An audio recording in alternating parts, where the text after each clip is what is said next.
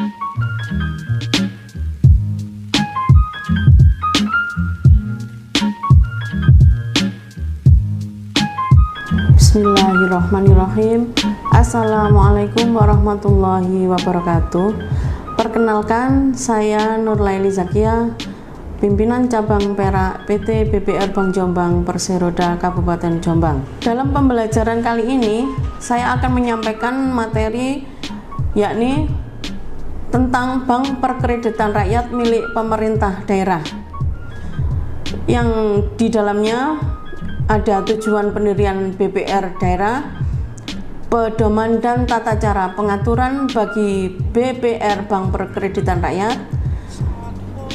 Selanjutnya, kegiatan yang dilakukan oleh BPR, prinsip-prinsip BPR, pendirian BPR milik pemerintah daerah, sumber modal untuk mendirikan BPR, organ BPR yang berbentuk perumda, pegawai BPR, perencanaan BPR, pelaporan BPR, tahun buku dan penggunaan laba, kerjasama dan perhimpunan BPR, pembinaan dan pengawasan BPR, dan pembubaran BPR.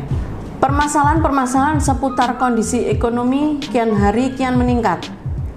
Sifatnya pun semakin kompleks, seperti permasalahan akan pengiriman uang ke berbagai daerah, kebutuhan akan jasa penyimpanan uang ataupun barang berharga, kebutuhan akan penyedia jasa peminjaman uang, dan lain sebagainya.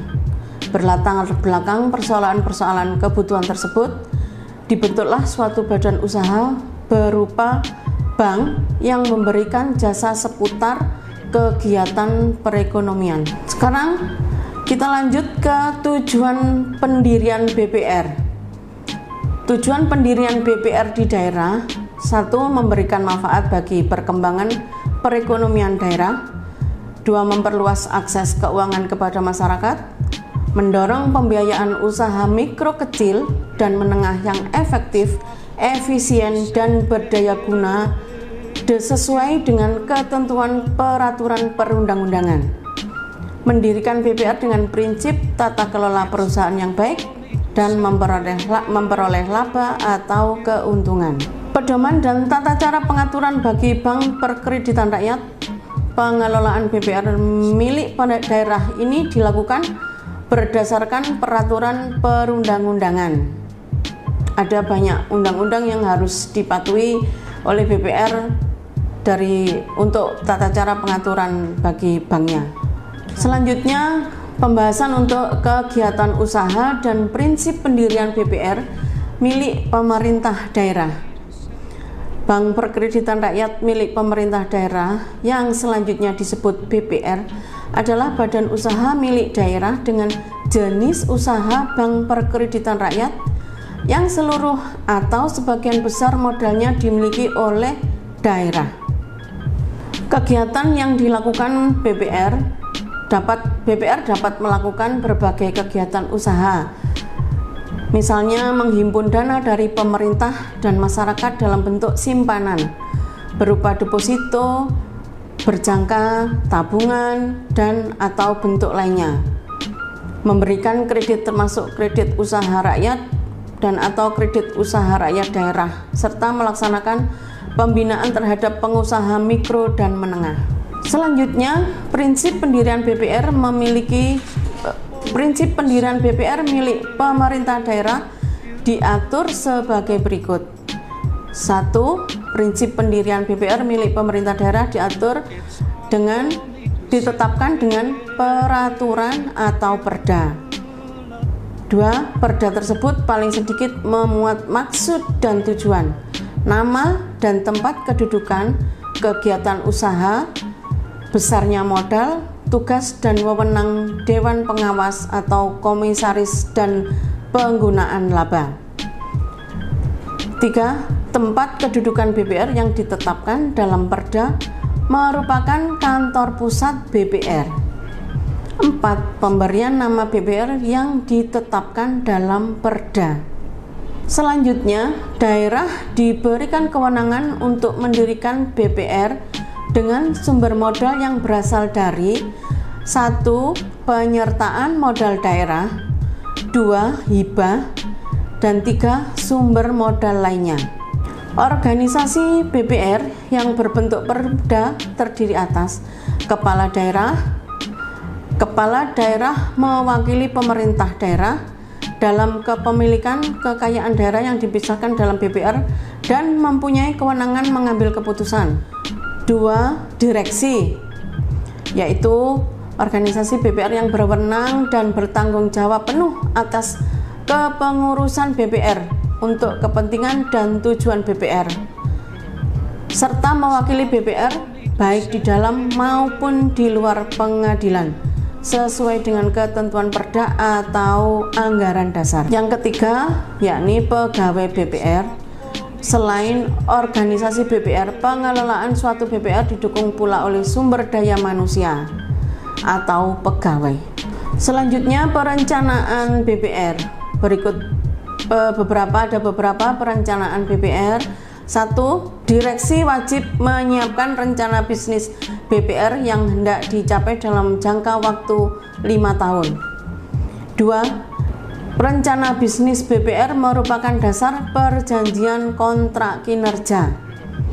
3. Direksi BPR wajib menyusun rencana kerja dan anggaran tahunan yang merupakan penjabaran tahunan dari rencana bisnis BPR. 4. Rencana kerja dan anggaran tahunan BPR yang telah mendapat pengesahan kepala daerah atau RUPS disampaikan kepada pimpinan otoritas jasa keuangan atau OJK. Dan 5. Pelaksanaan rencana kerja dan anggaran tahun BPR menjadi kewenangan direksi. Pelaporan BPR menurut Peraturan Menteri Dalam Negeri Nomor 94 Tahun 2017. 1. Laporan BPR terdiri atas laporan Dewan Pengawas atau Komisaris dan laporan direksi. 2. Laporan tahunan bagi BPR berbentuk perseroda dilaksanakan sesuai dengan ketentuan peraturan perundang-undangan mengenai perseroan terbatas. Tahun buku dan penggunaan laba. Pembagian laba untuk setiap tahunnya. Nomor 1, pembagian laba untuk daerah. Untuk pemegang saham 55%, untuk cadangan 20%, untuk tanggung jawab sosial dan corporate social responsibility atau CSR 3%, untuk tantim 4%, jasa produksi 8%, dan dana kesejahteraan 10%. BPR dapat melakukan kerjasama dengan lembaga keuangan mikro dan lembaga lainnya yang antara lain dilakukan melalui program kemitraan, program kerjasama operasi atau joint operation, dan kerjasama lainnya sesuai dengan ketentuan peraturan perundang-undangan. Materi selanjutnya, pembinaan dan pengawasan BPR. Menteri Dalam Negeri melalui Direktur Jenderal Pembinaan Bina Keuangan Daerah melakukan pembinaan umum dan pengawasan terhadap pemerintah daerah dan BPR dalam rangka meningkatkan daya guna dan hasil guna BPR. Pembinaan teknis dan pengawasan terhadap BPR dilakukan oleh OJK. Terakhir, pembubaran BPR. Pembubaran BPR dilaksanakan sesuai dengan ketentuan peraturan perundang-undangan. Kekayaan perumda yang telah dibubarkan dan menjadi hak daerah dikembalikan kepada daerah. Terima kasih untuk materi saat ini, saya kira cukup.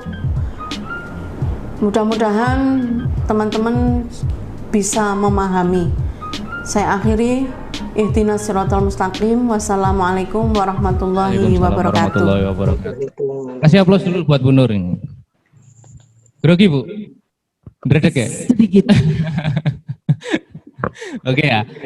Biar timbul diskusi ya teman-teman ya, Bapak Ibu semuanya. Silakan tulis pertanyaan di kolom komentar atau mungkin raise hand ya.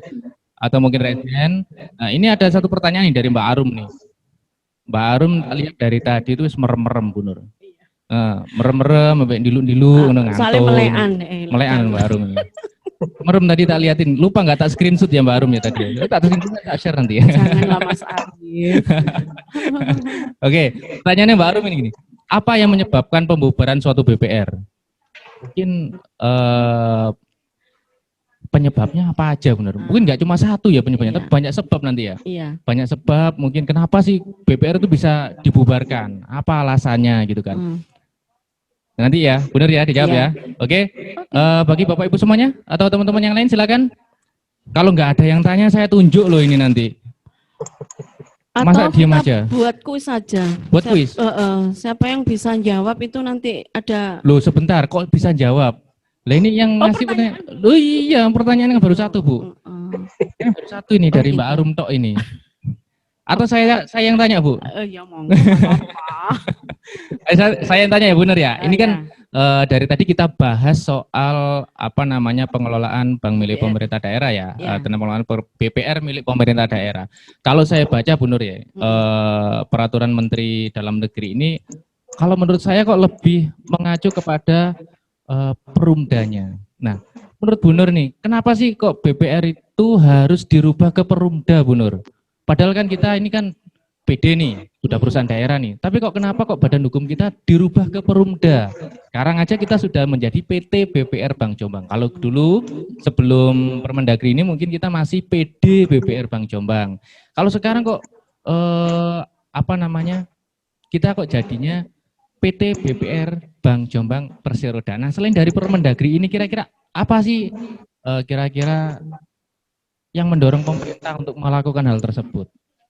Mungkin itu ya satu pertanyaan ya. Iya.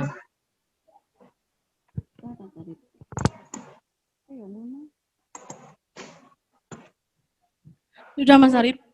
Sambil menunggu yang lain, ada yang bantu pertanyaan juga. Ada yang bantu, ada yang bisa bantu menjawab. Sudah ada yang bantu jawaban satu ini Bu Nur ini. Biasanya Mbak Maurin kan bertanya, sekarang kenapa Mbak Maurin kok membantu menjawab? Iya, ini suatu yang sangat harus dipertanyakan ini Mbak Maurin, kenapa ini? Apakah karena ibunya ini harus jawab ini? Betul itu, nggak salah Mas Arif, betul sekali. Oke, silakan Bu Nur untuk menanggapi pertanyaannya atau menegaskan dari Mbak Arum tadi ya, sama sedikit cerita tadi barangkali kenapa sih kok BPR itu sekarang harus menjadi perumda gitu. Ini pertanyaan Mbak Arum dulu. Mbak Arum dulu. Oke, silakan Bu Nur. Pertanyaan Mbak Arum saya coba untuk membantu menjawab. Kenapa BPR itu harus dibubarkan?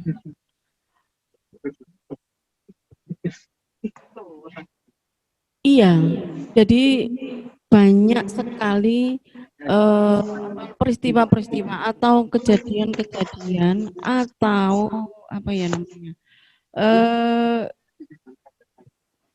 Waduh, Pak Mar gak fokus.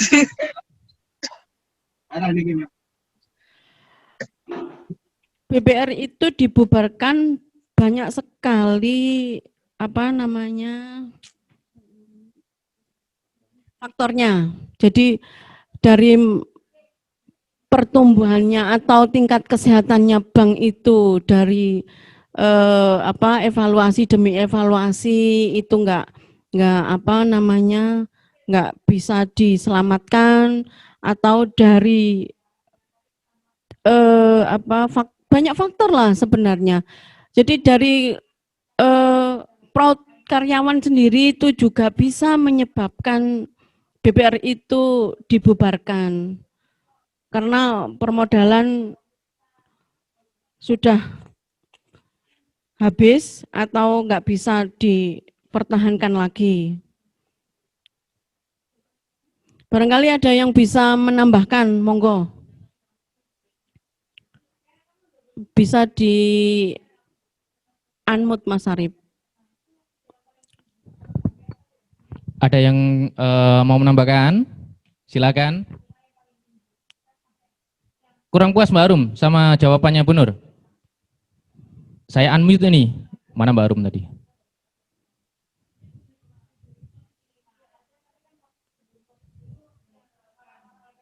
Gimana Mbak Rum? Ya, gimana Mbak Rum? Puas, Bu.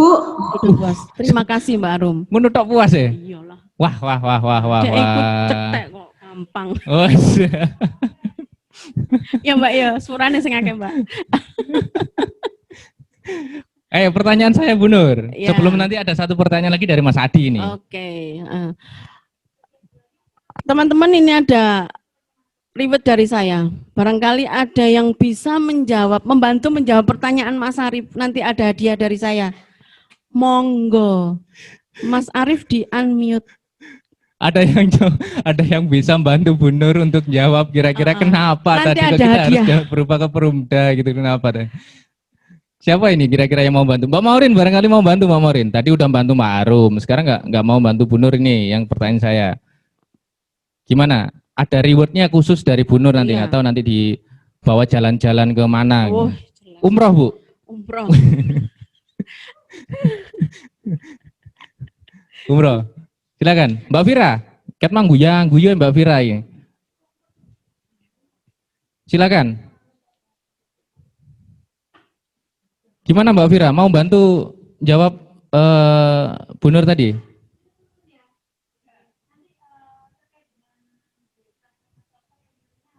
Halo. Lumayan hadiahnya umroh.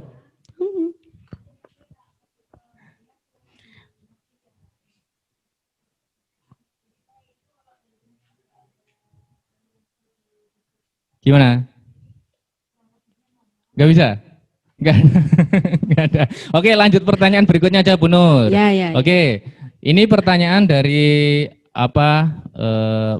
Mas Adi ya, terkait dengan RBB. Ini masuk, masuk sih, nggak masalah sih Bu Nur ya. Ya. Oke, berkaitan dengan RBB Bu, Bu kudu tak boknoi. Ya. Apabila ada salah satu program kerja BPR yang tidak terlaksana, apakah ada konsekuensinya? Kalau misalkan kita punya RBB rencana, ya ternyata nggak terlaksana nih tahun berikutnya, kira-kira kita akan diapain sama OJK? Iya. Tadi saya sudah jelaskan, untuk RBB itu kan kita langsung 1 tahun pembuatannya. Jadi rencana kerja 1 tahun ke depan itu kita buat. Nah, dalam pertengahan perjalanan kita, di situ ada kendala. Jadi nggak tahu itu target kita belum terpenuhi, target kredit kita belum terpenuhi, tabungan ataupun yang lain, atau kendala-kendala yang lain. Itu nanti kita bisa evaluasi dan bisa revisi. Bisa. Jadi kita evaluasi dulu. Nah, habis itu kita bisa revisi. Jadi 6 bulan kalau itu kita evaluasi target kita dari rencana bisnis kita itu belum terpenuhi, nah itu bisa direvisi. Gitu ya? Ya. Oke, jelas ya Mas Adi ya. Kemudian ini ada pertanyaan lagi. Wah, semakin sore semakin banyak yang tanya gitu kan. Tapi ini kayaknya satu paket ini. Pertanyaannya antara Pak Iwan. Nah, Pak Iwan dengan Mas Ilham Tohari. Ini kayaknya satu paket pertanyaan ini, Bu.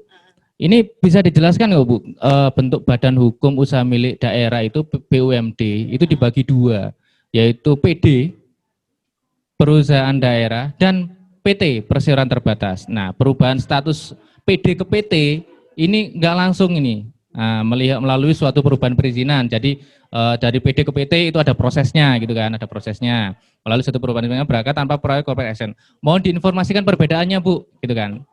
Nah, ini satu paket dengan pertanyaan Mas Ilham Tohari, mau dijelaskan tentang PD dan PT. Bagaimana peran kepala daerah, pemerintah suatu daerah ketika PD berubah menjadi PT, gitu ya?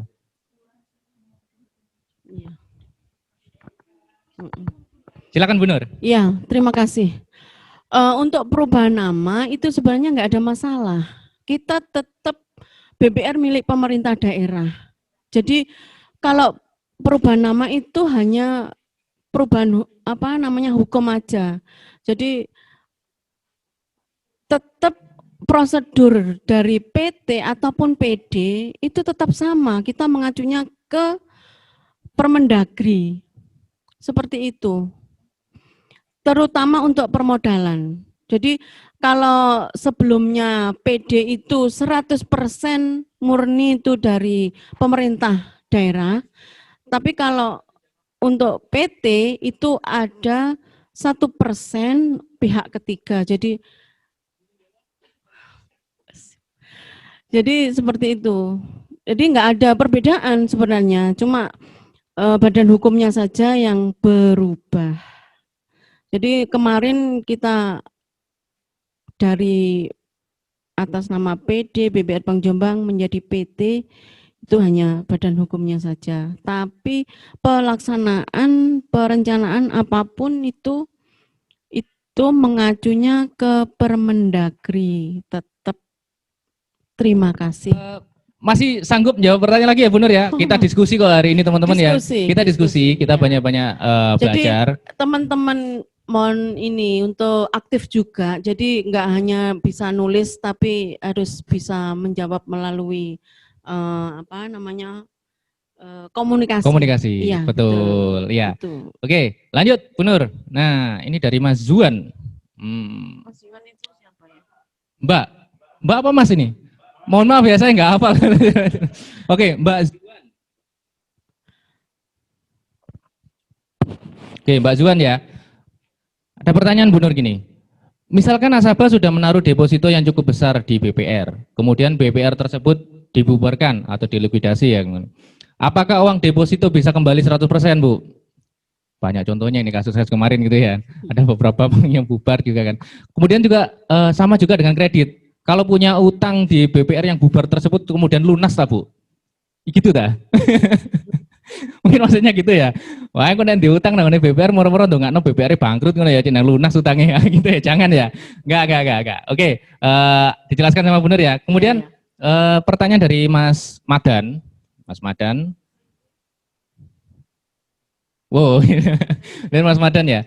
Apakah ada cara tepat bagi BPR untuk mengalokasikan dananya? Jadi biar BPR-nya tepat sasaran dalam mengalokasikan dana itu bagaimana sih Bu?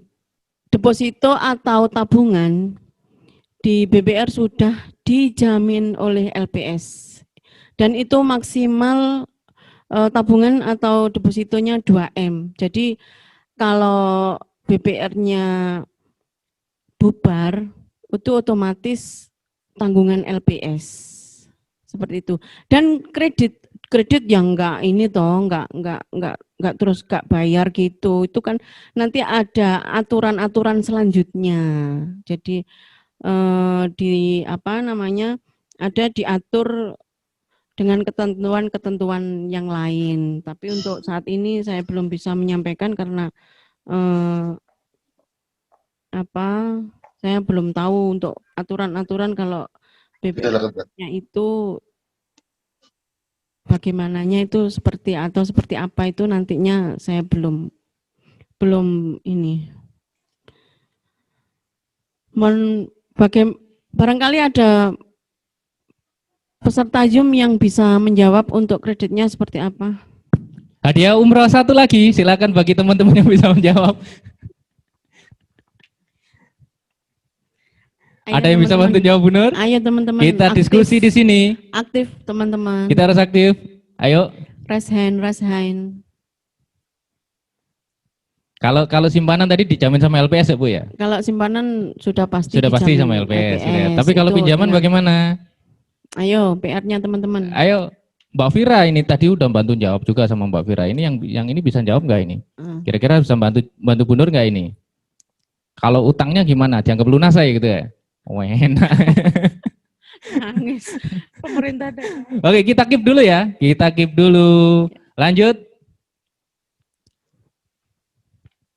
Lanjut satu pertanyaan lagi. Ya, benar? Masih? Bukan sih. Oke.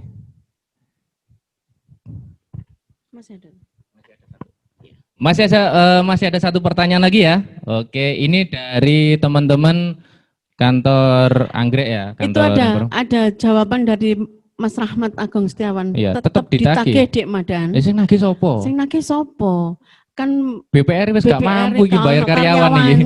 Wis gak ono BPR gak mampu bayar karyawan iki. Terus teller yo gak ono iki. Kira-kira siapa yang nagih lagi? Ada yang bisa bantu jawab ini? Satu, umroh. Oke, lanjut. Pertanyaannya berikutnya, benar ya? Ya. Oke. Ini dari Mas Dedi dan teman-teman. Menurut kami, secara umum Permendagri 2017 ini nomor 94 ini mengatur tentang bentuk badan hukum perusahaan terkait menurut badan hukum perusahaan ya, mana tadi? Kedudukan direksi dan sumber-sumber permodalan. Nah, yang jadi keingintahuan kami tentang bentuk badan hukum perusahaan terkait dari Perda. Maksudnya kalau misalkan apa namanya perubahan bentuk badan hukum ini, kita kembali lagi mengacu ke Perda ya Bu ya. Itu ada di pasal 5, pendirian BPR sebagaimana dimaksud pada dilakukan dengan Perda gitu kan. Oke. Bentar, lanjut lagi. Nah, yang jadi keinginan tahun kami tentang bentuk badan hukum perusahaan terkait Perda, apabila merubah Perda kedudukan hukum BPR, apakah harus disesuaikan dengan peraturan OJK? Jadi kalau Perdanya nanti dirubah, apakah nanti harus sinkron dengan peraturan OJK? Kurang lebih seperti itu, benar ya? Ya. Kemudian bagaimana menyusun Perda yang baik? Loh, ini bagaimana menyusun Perda yang baik? Oke, lanjut benar. Terkait Perda yang berbadan hukum perseroda mengacu ke mana? Dan Perda yang berbadan perseroda mengacu ke mana? Terkait Perda yang berbadan hukum perseroda mengacu ke mana? Dan Perda yang berbadan perseroan mengacu ke mana? Oh, paham Bu Nur. Jadi kalau misalkan kita apa namanya perseroda itu kita ngacunya kemana, gitu kan? Kemudian yang Perda yang berbadan perseroan mengacunya kemana? Jadi ada apa namanya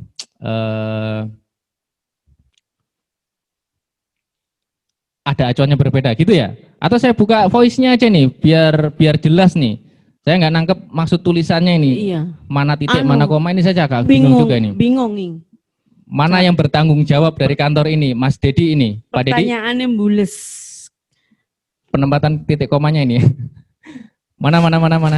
Bisa di unmute? Iya. Saya coba menjawab. Kalau Perda itu kan yang membuat itu kan pemerintah daerah. Pemerintah daerah. Jadi itu kewenangan pemerintah daerah.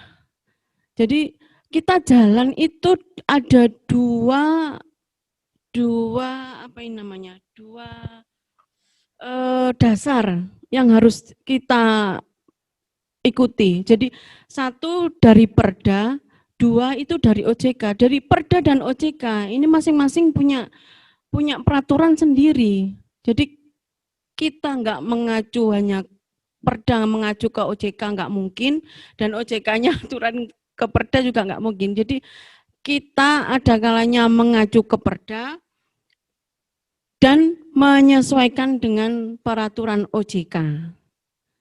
Kalau saya tangkap seperti itu. Jadi kalau Perda itu nggak mungkin lah Perda itu mengacu dengan OJK karena itu kewenangan pemerintah daerah. Seperti itu. Terus yang kedua apa? Bagaimana cara membuat Perda yang baik, Bu?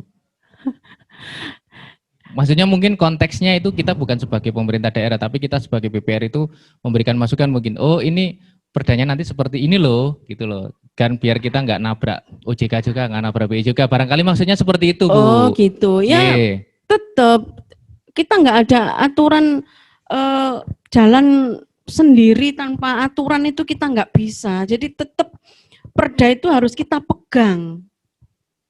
Apapun itu aturannya, itu harus kita pegang. Karena kita biasanya pemeriksaan itu OJK itu malah tanya Perdanya seperti apa. Seperti itu.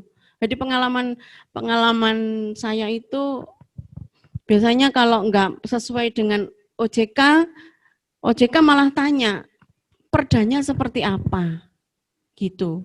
Jadi kalau sudah ada Perda, OJK sudah kita jalan sudah sesuai aturan.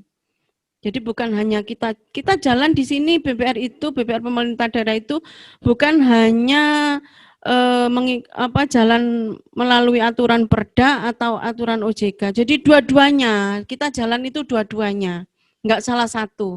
Jadi kalau OJK seperti ini, kita jalan seperti ini, perdanya seperti ini, kita menjalani seperti ini. Tapi aturan OJK dengan aturan perda itu memang beda. Jadi untuk aturan perdanya itu biasanya terkait dengan apa namanya pendirian seperti itu.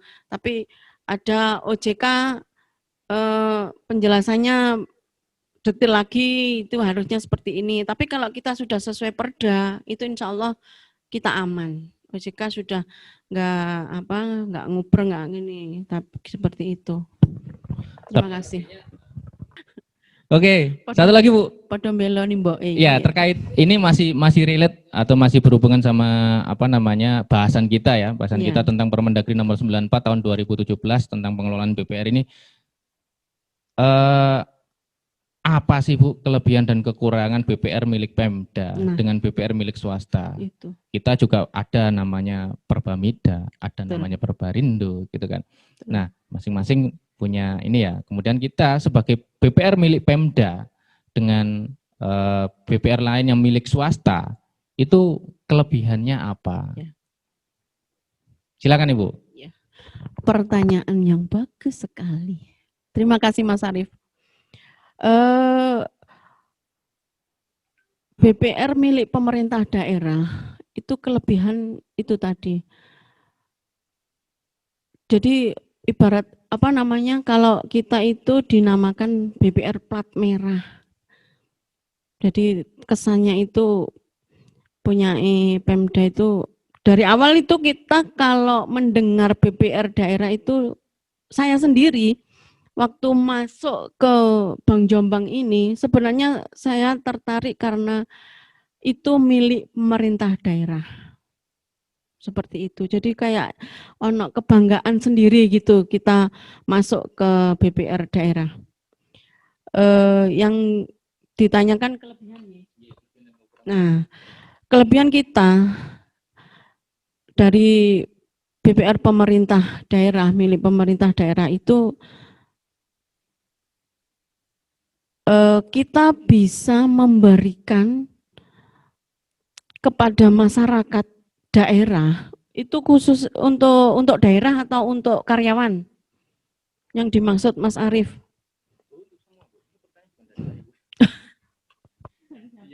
Saya kira dari Mas Arief.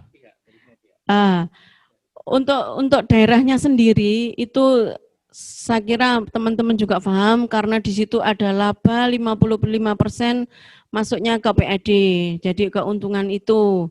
Terus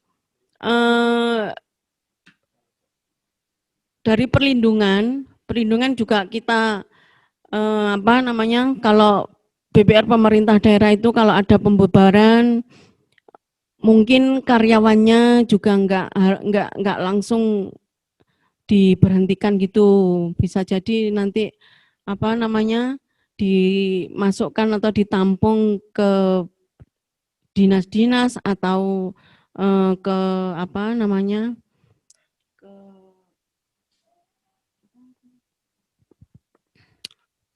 perusahaan lain, perusahaan milik pemerintah daerah seperti itu. Jadi enggak langsung diputus hubungan kerja itu. Jadi ada penilaian-penilaian sendiri di situ. Terus untuk kalau BPR swasta itu otomatis laba yang didapat itu murni untuk pemilik atau pemilik perusahaan, pemilik BPR. Saya kira itu jawabannya. Oke, sudah 1,5 jam nih Bu Nur. Ora kroso. Sudah 1,5 jam kita berdiskusi bersama tentang apa namanya Permendagri nomor 94 tahun 2017 tentang pengelolaan bank milik pemerintah daerah. Nah, setelah ini seperti biasa saya akan mengirimkan kuesioner. Saya akan mengirimkan kuesioner kepada teman-teman semuanya, kepada Bapak Ibu semuanya untuk diisi. Nah, untuk diisi terkait dengan penyampaian materi dari Bu Nur Laili hari ini ya. Kira-kira dari teman-teman ini seperti apa gitu kan? Apakah sangat puas? Nah, sangat mengerti gitu. Gimana? Loh, tetap harus ada. Untuk semua ini tetap harus ada, karena nanti sebagai apa namanya penilaian kita ya dari apa namanya training nanti. Masa kita nggak di biji gitu kan? Nanti ada biji, ya tetap ada di biji. Wah ada bijinya. Dapat bintang berapa nanti gitu kan? Oke, dari 112 peserta ini akan saya kirimkan kuesionernya. Mohon untuk diisi ya, mohon untuk diisi. Saya Teman-teman boleh ngisi semuanya. ya Mas Arif ya? Boleh, silakan. Boleh, terima Silakan. kasih, Mas Arif. Silakan. Karena saya batasin hanya satu apa namanya? Satu device untuk satu pendapat ya. Oke ya. Sudah ada 43 respon. 44 naik. Teman-teman semuanya, Bapak Ibu semuanya silakan mengisi apa namanya kuesioner ya. Harapannya nanti karena di sini tadi akun Zoom yang masuk adalah 112, Bu Nur, 112 Zoom yang masuk, tapi kan kadang satu kantor itu teman-teman royoan, ada yang 3 atau 4 orang. Ya pesertanya kalau dilihat tadi dari absensinya itu sekitar 155. Jadi harapannya nanti apa namanya? Tanggapannya, responnya nanti juga 155, sama juga. Semua yang sudah hadir di sini memberikan respon. Silakan kasih bintang 1 sampai dengan 5 kepada Bu Nur. Kira-kira oh saya sudah mengerti nih dengan apa yang dibahas sama Bu Nur. Penyampaiannya Bu Nur bagus sekali gitu kan. Saya sangat paham gitu kan SDM. Oke, Bu Nur ada yang mau diucapkan sebelum kita akhiri? Ya, terima kasih teman-teman atas partisipasinya dan alhamdulillah mudah-mudahan bisa apa namanya materi yang saya berikan ini bisa bermanfaat untuk kita semua.